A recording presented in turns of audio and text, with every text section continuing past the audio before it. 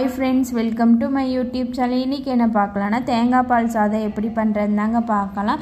அதுக்கு first cooker அடுப்பில் வச்சுக்கலாம். கொஞ்சமாக எண்ணெய் விட்டு நம்ம பிரியாணி ஸ்பைசஸ் எல்லாம் போட்டுக்கலாங்க. அதுக்கப்புறம் வெங்காயம், பச்சை மிளகாய், இந்த பச்சை மிளகாய் மட்டும்தாங்க இந்த சாப்பாட்டு காரம். குழந்தைங்களுக்குலாம் தாராளமாக கொடுக்கலாம். எங்கள் பாப்பா இது ரொம்ப லைக் பண்ணி சாப்பிடுவா. வெங்காயம் வணங்குறதுக்கு உப்பு போட்டு நல்லா வணக்கிக்கிறாங்க.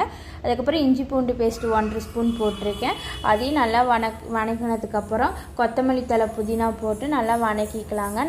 வணங்கினதுக்கப்புறம் நம்ம தண்ணி ஊற்றுவோம் இல்லைங்க, தண்ணி ஊற்றக்கூடாதுங்க. தண்ணிக்கு பதிலாக தேங்காய் பால் ஊற்றணுங்க.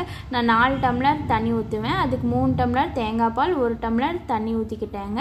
நான் சாப்பாட்டு அரிசி எடுத்திருக்கேன், அதனால் 1 டம்ளருக்கு 2 டம்ளர் தண்ணி கணக்கு வச்சு ஊற்றிருக்கேன். உப்பு செக் பண்ணிவிட்டு புதினா கொத்தமல்லி தழை தூவி 1 ஸ்பூன் நெய் விட்டு மூடி வச்சு 2 விசில் விட்டோம்னா சூப்பரான சுவையான தேங்காய் பால் ரைஸ் ரெடிங்க.